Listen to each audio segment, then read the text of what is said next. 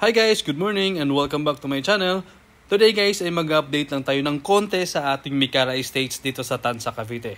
Konti lang kasi dumaan lang tayo, okay? So let's go!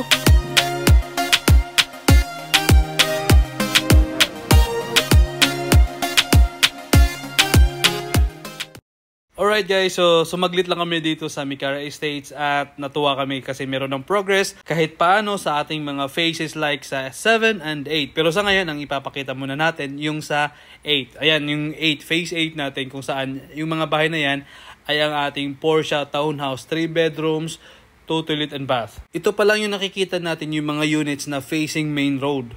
Hopefully next time kapag di tayo nagmamadali, makapasok tayo doon sa loob. Pero sa ngayon, ito muna. And guys, itong sa phase 9, itong harap nito ay wala pa talagang construction. Ongoing pa yung land development nila dito. Sana mas mabilis na yung magiging construction kasi magsasabay na ito sa ino-offer natin na Lamore Condo dito lang din yan sa Micara Estates. And guys, ginagawa na din yung clubhouse ng Micara. Nakakatuwa naman kasi dito, ito yung matagal na hinahanap ng mga homeowners natin dito sa Micara. Ayan yung clubhouse, ongoing na ginagawa. Hopefully matapos ng mas mabilis at nang makapagtambay na. Congratulations pala sa mga nakakuha na ng Porsche, ng Felicia, ng Trecia House dito sa Micara Estates. Paubos na tayo guys kasi mag-o-offer na tayo ng condo. O di ba?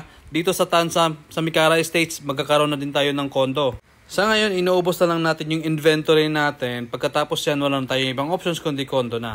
Kaya sa mga gusto mag-avail pa din ng house and lot dito sa Micara Estates, meron tayo ngayong 2 bedroom na townhouse na available. Limited lang to, first come first serve. 7,500 lang, mare-reserve mo na.